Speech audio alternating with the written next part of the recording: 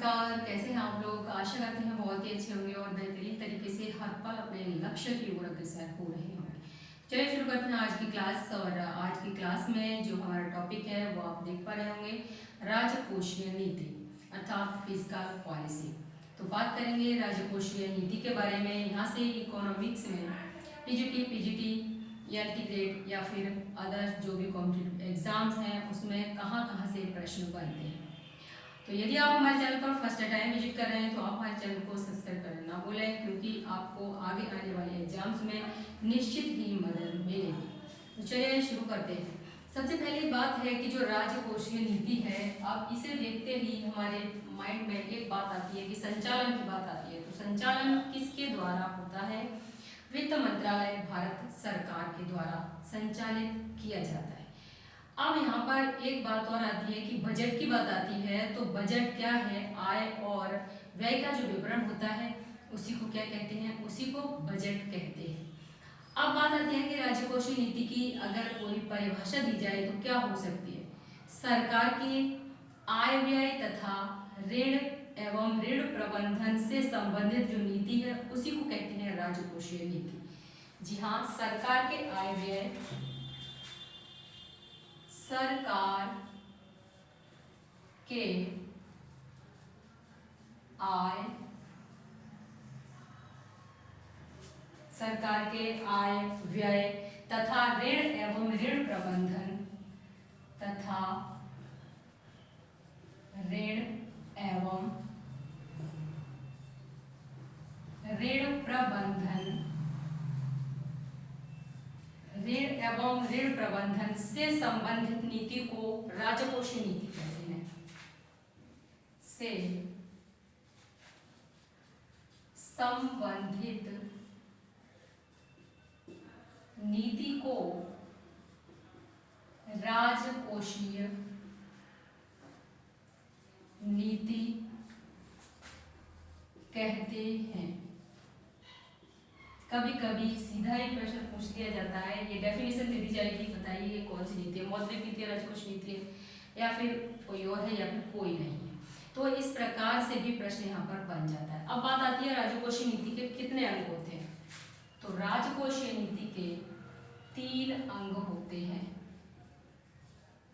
राजकोषीय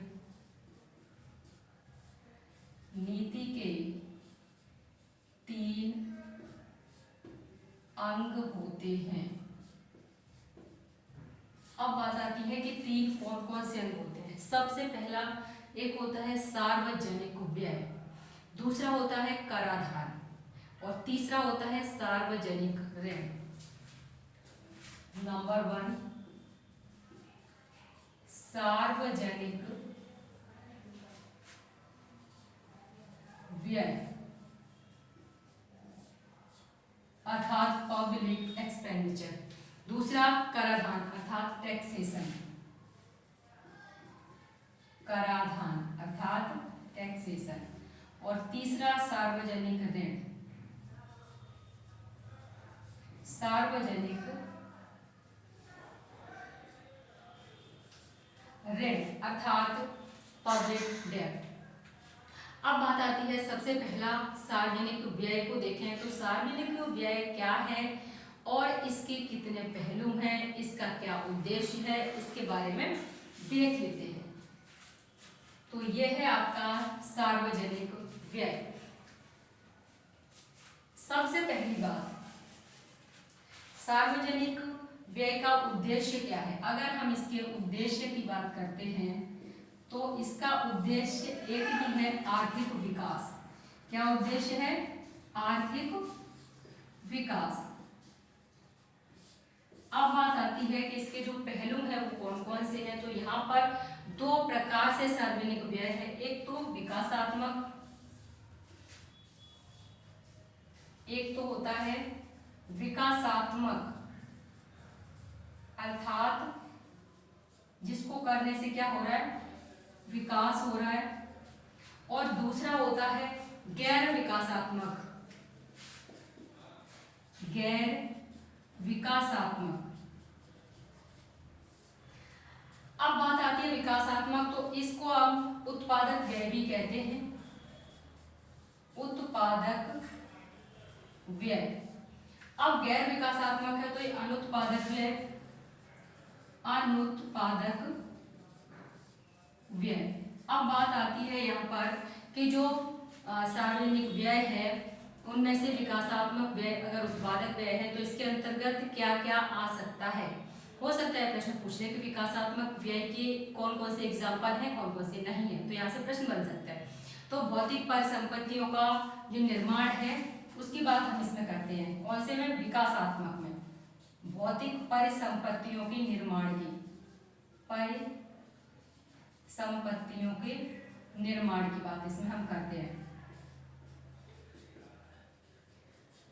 अब बात आती है यहाँ पर कि भौतिक परिसंपत्तियों के निर्माण की जो हम बात कर रहे हैं, अब इसके अंतर्गत मान लीजिए कि एग्जाम्पल के तौर पे देखें तो जैसे कि कल कारखाने या फिर मानव विकास के संबंध में देखें तो शिक्षा है, स्वास्थ्य है, इस पर जो खर्चा होता है उसे हम कह सकते हैं उत्पादक व्यय। या फिर स्कूल, कॉलेज, सड़क, पुल, ये सारे के सारे क्या है? नदी परियोजनाएं, तो इन पर जो व्यय होता है वो होता है आपका उत्पादक व्यय। अर्थात कि अगर इन पर सरकार व्यय करती है तो इनसे और भी चीजें संबंधित हैं जिनका कि विकास होता है। तो सबसे पहले एग्जाम्पल भी लिख लीजिए, कल कारखाना, मानव विकास, शिक्षा, स्वास्थ्य,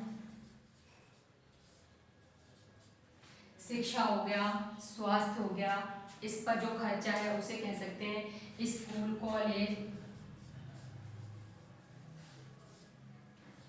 स्कूल, कॉलेज हो गए, सड़क हो गई, नदी परियोजनाएं हो गई, नदी परियोजनाएं, नदी परियोजनाएं होंगी तो क्या होगा? उनसे जो सिंचाई की समस्या है उसका सॉल्यूशन होगा, तो यानी कि उत्पादन में वृद्धि होगी। पुल हैं, पुल भी इसी में आते हैं। तो ये सारे के सारे क्या हैं? उत्पादक व्यय हैं। अब बात आती है कि गैर विकासात्मक कहें या अनुत्पादक व्यय कहें, उनके अंतर्गत कौन कौन से आ सकते हैं? तो उनके अंतर्गत आपका रक्षा या पुलिस प्रशासन, रक्षा या पुलिस प्रशासन। अब बात आती है यहाँ रक्षा या पुलिस प्रशासन पर जो व्यय है उसकी बात करते हैं, या फिर ब्याज पर व्यय। तो ये आते हैं आपके गैर विकासात्मक। हो सकता है यहाँ से सीधा का सीधा प्रश्न पूछ लिया जाए। अब बात करेंगे यहाँ पर कि जो आपका सार्वजनिक व्यय है इसमें आरबीआई या सरकार के द्वारा क्या किया जाए जिससे कि मुद्रा स्फीति की स्थिति है तो उसमें ये किस प्रकार से इसको मुद्रास्फीति को कंट्रोल करने के लिए सार्वजनिक व्यय में क्या कर सकते हैं? वृद्धि कर सकते हैं या फिर कमी कर सकते हैं। तो सबसे पहले जो हम बात कर रहे हैं वो हम बात कर रहे हैं मुद्रास्फीति की स्थिति में सरकार मुद्रा स्फीति की स्थिति में सरकार मुद्रास्फीति की स्थिति में सरकार सार्वजनिक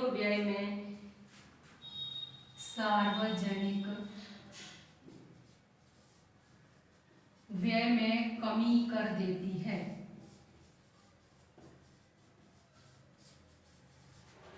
मुद्रास्फीति की स्थिति में सरकार क्या करेगी? जो सार्वजनिक व्यय कर रही है उसमें क्या करेगी? कमी कर देगी। अगर कमी कर देगी तो उससे होगा क्या? बाजार में जो मुद्रा की पूर्ति या तरलता है उसमें कमी आएगी। बाजार में मुद्रा की पूर्ति या तरलता में कमी। अब जब बाजार में मुद्रा की पूर्ति या तरलता में कमी आएगी तो इससे क्या होगा? इससे लोगों की जो क्रय शक्ति है, लोगों की जो खरीदने की क्षमता है वस्तुओं को, वो कम हो जाएगी। लोगों की क्रय शक्ति में कमी हो जाएगी। अब जब क्रय शक्ति में कमी हो जाएगी, जब कोई खरीद ही नहीं रहा तो क्या होगा, मांग में कमी हो जाएगी। जो वस्तुओं की मांग है उसमें कमी हो रही है, तो यहाँ पर मांग में कमी हो जाएगी। अब मांग में जब कमी हो जाएगी तो क्या होगा, कीमत में कमी हो जाएगी, वस्तुओं की कीमत में कमी हो जाएगी। जब कीमत में कमी हो जाएगी तो क्या हो जाएगा कि कीमतों पर नियंत्रण हो जाएगा, यानी कि मुद्रास्फीति का नियंत्रण हो जाएगा। तो यहाँ पर क्या हो जाएगा, कीमतों पर नियंत्रण हो गया यहाँ, और यहाँ पर जो मुद्रास्फीति थी उसका जो मुद्रास्फीति है उस कंडीशन को हमने यहाँ पे कंट्रोल कर लिया। अब बात करते हैं यहाँ दूसरी मुद्रा संकुचन की बात करते हैं। तो मुद्रा संकुचन की स्थिति में जो मुद्रास्फीति है, अब यहाँ मुद्रा संकुचन की स्थिति में क्या होगा, संकुचन की स्थिति में सरकार सार्वजनिक व्यय में कमी की जगह क्या कर देगी, वृद्धि कर देगी, अर्थात ज्यादा से ज्यादा पैसा व्यय करेगी यहाँ पर। तो इससे क्या होगा, बाजार में मुद्रा की पूर्ति तरलता में क्या हो जाएगी, वृद्धि हो जाएगी। अब यहाँ पर वृद्धि हो जाएगी तो लोगों की जो क्रय शक्ति है उसमें क्या होगा, क्रय शक्ति में भी वृद्धि हो जाएगी। अब जब क्रय शक्ति में वृद्धि हो जाएगी तो मांग में भी वृद्धि हो जाएगी, और जब मांग में वृद्धि हो जाएगी तो कीमत में भी वृद्धि होगी, और यहाँ पर क्या हो जाएगा, मुद्रा संकुचन का नियंत्रण हो जाएगा। जब कीमतों में वृद्धि हो रही है तो यहाँ पर नियंत्रण किसका हो गया, जो मुद्रा संकुचन है उसका नियंत्रण हो गया। मुद्रा संकुचन का नियंत्रण हो गया। तो ये है सार्वजनिक व्यय से किस प्रकार से यहाँ आरबीआई सरकार के द्वारा मुद्रा संकुचन और मुद्रास्फीति की स्थिति में किस प्रकार इसको ठीक करते हैं। अब बात आती है यहाँ पर एक पॉइंट है कि हीनार्थ प्रबंधन, एक टॉपिक है छोटा सा, हीनार्थ प्रबंधन या घाटे की वित्तीय व्यवस्था। हीनार्थ प्रबंधन या घाटे की वित्त व्यवस्था, घाटे की वित्त व्यवस्था। अब यहाँ पर बात कर रहे हैं हीनार्थ प्रबंधन या घाटे की वित्त व्यवस्था, अर्थात डेफिसिट फाइनेंसिंग की बात कर रहे हैं। अब यहाँ डेफिसिट फाइनेंसिंग की जब हम बात करते हैं तो ये होता क्या है, कभी कभी क्या है कि दो लाइन देगा और पूछ लेगा कि इसको क्या कहते हैं। तो हीनार्थ प्रबंधन है या नहीं है, उन लाइनों को पढ़ के आप पता कर सकते हैं। सबसे पहली बात, जब सरकार का बजट घाटे का होता है, मान लीजिए कि जो सरकार है उसकी प्रतिवर्ष की जो आय है वो है कम, लेकिन क्या हुआ, व्यय ज्यादा हो गया। अब व्यय ज्यादा होगा तो क्या हो जाएगा, घाटा हो जाएगा। अब घाटा होने पर क्या होगा कि जो भरपाई है सरकार आरबीआई से ऋण लेकर, बाजार से ऋण लेकर क्या करेगी, जो घाटा है उसकी भरपाई तो करेगी ना सरकार। तो सरकार जो भरपाई करेगी वो कहाँ से लाएगी, बाजार से ऋण उठाएगी, आरबीआई से ऋण लेगी। अर्थात कहने का तात्पर्य है कि जब सरकार का बजट घाटे का होता है, सरकार की आय कम हो, व्यय ज्यादा हो जाए, तो इससे सरकार को घाटा हो जाता है। और इस घाटे की भरपाई करे अगर तो सरकार बाजार से या आरबीआई से क्या लेती है, ऋण लेती है। और इस घाटे की वित्त व्यवस्था को ही हम कहते हैं हीनार्थ प्रबंधन। क्या कहते हैं, हीनार्थ प्रबंधन या फिर घाटे की वित्त व्यवस्था। जब सरकार का बजट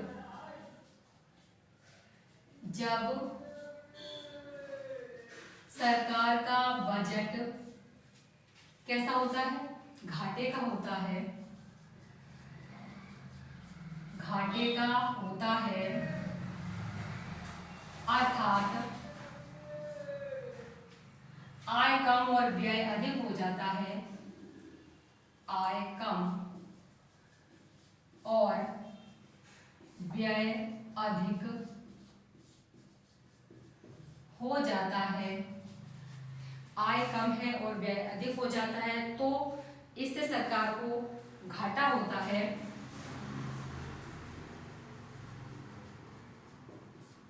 सरकार को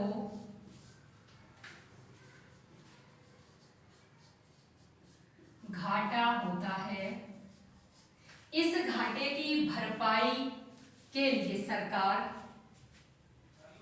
इस घाटे की भरपाई के लिए सरकार क्या करती है, बाजार से और आरबीआई से ऋण लेती है। क्या करती है सरकार, बाजार से और आरबीआई से क्या करती है, ऋण लेती है। और ये जो ऋण लेती है, इस प्रक्रिया को ही घाटे की वित्त व्यवस्था कहते हैं। इस प्रक्रिया को ही घाटे की वित्त व्यवस्था कहते हैं। घाटे की वित्त व्यवस्था कहते हैं। तो ये हो गई घाटे की वित्त व्यवस्था। अब यहाँ पर बात आती है कि घाटे की वित्त व्यवस्था का इस्तेमाल सरकार क्यों करती है। ये भी तो क्वेश्चन पूछ सकता है कि क्यों करती है। तो यहाँ पर आर्थिक विकास के लिए सरकार क्या करती है, घाटे की वित्त व्यवस्था का प्रयोग करती है। लेकिन यदि असफल हो जाए तो क्या होगा, अगर मान लीजिए कि यह असफल हो गई तो इससे क्या होगा, इससे जो अर्थव्यवस्था है उसमें या फिर बाजार में मुद्रा की पूर्ति में क्या हो जाएगा, तरलता में वृद्धि हो जाएगी।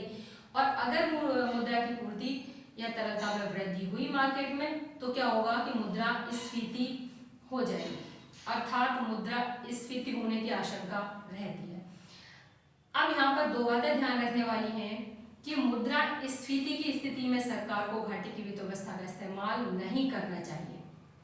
मुद्रा स्फीति की कंडीशन ऑलरेडी है तो यहाँ पे सरकार को घाटे की वित्त व्यवस्था का इस्तेमाल नहीं करना चाहिए। और यदि मुद्रा संकुचन की स्थिति है तो यहाँ पर सरकार घाटे की वित्त व्यवस्था का इस्तेमाल कर सकती है। तो यहाँ पर ये तो हो गई हीनार प्रबंधन या घाटे की वित्त व्यवस्था। एक और यहाँ पर टॉपिक है जो पूछा जाता है इसके अंतर्गत, वो है आपका crowding out. Crowding out, crowding out. अब बात करते हैं कि क्राउडिंग आउट क्या है। यहाँ पर भी कुछ ऐसा ही होता है कि जब सरकार व्यय ज्यादा कर देती है। अब यहाँ पर भी क्या हो गया कि व्यय ज्यादा कर रही है तो क्या हो गया, इस स्थिति में सरकार को बड़ी मात्रा में पैसे की जरूरत पड़ती है। अब जब ज्यादा व्यय करेगी सरकार, जब ज्यादा खर्चा करेगी सार्वजनिक व्यय, जैसे कि पुल बनवा रही है, स्कूल बनवा रही है, कॉलेज बनवा रही है, या फिर सड़क या फिर नदी परियोजनाओं पर खर्चा कर रही है, हाईवे बनवा रही है, तो फिर यहाँ पे क्या है कि यहाँ पर क्या हो रहा है कि सरकार बहुत मात्रा में धन जो है वो व्यय कर रही है। अब व्यय करने पर क्या होगा कि सरकार को बड़ी मात्रा में पैसे की जरूरत पड़ती है। अब सरकार को जब पैसे की जरूरत पड़ती है तो सरकार क्या करेगी, स्वाभाविक है कि आरबीआई से ऋण लेगी और साथ ही साथ क्या करेगी, बाजार से भी ऋण लेगी। अब यहाँ पर सरकार क्या कर रही है, व्यय अधिक कर रही है। अब जब अधिक कर रही है तो यहाँ पर क्या उसे जरूरत पड़ रही है, बाजार से और आरबीआई से। आरबीआई से क्या करेगी, ऋण लेगी। अब यहाँ बात आती है कि जब बाजार से या फिर आरबीआई से ऋण ले रही है तो आरबीआई से ऋण लेगी तो फिर बैंकें हैं जो अब बाजार में ऋण देने की उनकी कंडीशन थोड़ी रहेगी। बाजार से ऋण ले लिया, आरबीआई से ऋण ले लिया, किंतु इस प्रक्रिया के कारण बैंकों के पास क्या होगा, ऋण देने की क्षमता कम हो जाएगी। अब यहाँ पर बात आ जाती है तो फिर बैंकों के पास ऋण देने की क्षमता, क्योंकि सारा ऋण तो ज्यादा से ज्यादा किसने ले लिया, सरकार ने ले लिया, तो यहाँ पर ऋण देने की क्षमता बैंकों की क्या हो गई, कम हो गई। अब जब ऋण देने की क्षमता कम हो जाएगी तो जिससे कि जो निजी निवेश है उसमें क्या होगा, कमी आएगी। यहाँ पर निजी निवेश में कमी आएगी। अब जब निजी निवेश में कमी आ रही है तो फिर क्या होगा, जो अंतर उत्पादन जो क्रियाकलाप है, जो उत्पादन का क्रियाकलाप है वो क्या होगा, कम हो जाएगा। अब यहाँ जब निवेश में कमी है तो यहाँ पर उत्पादन क्रियाकलापों में कमी हो जाएगी।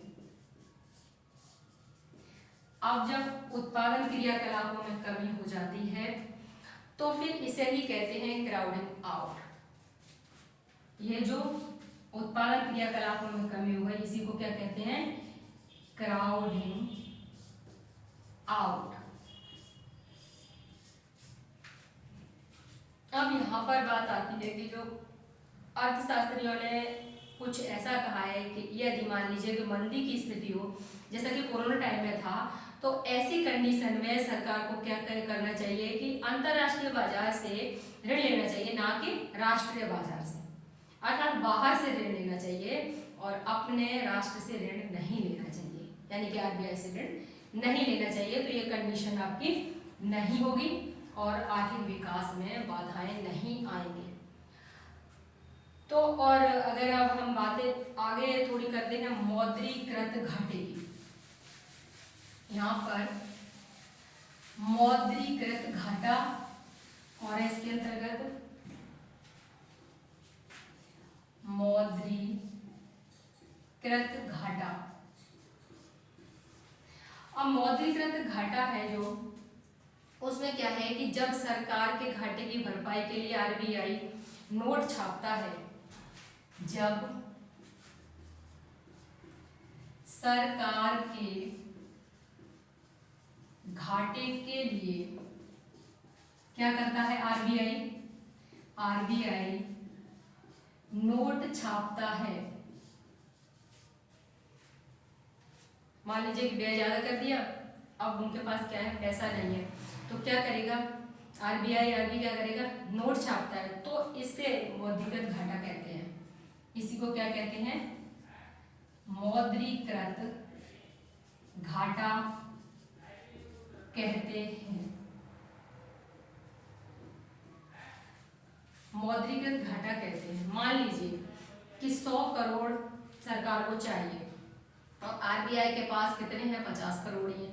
अब सरकार को जब 100 करोड़ चाहिए तो आरबीआई के पास 50 करोड़ है, तो क्या करेगा आरबीआई, कहाँ से इंतजाम करेगा, आरबीआई नोट छाप कर इंतजाम करेगा। तो 50 करोड़ आरबीआई नोट और छाप देगा और सरकार को प्रदान कर देगा, और इससे बाजार में या अर्थव्यवस्था में मुद्रा की पूर्ति बढ़ने की आशंका बढ़ जाती है। तो यहाँ पर आपका ये हो गया सार्वजनिक व्यय। अब नेक्स्ट वीडियो में हम देखेंगे टैक्सेशन और सार्वजनिक ऋण। तो मिलते हैं नेक्स्ट क्लास में, तब तक के लिए नमस्कार, धन्यवाद, जय हिंद।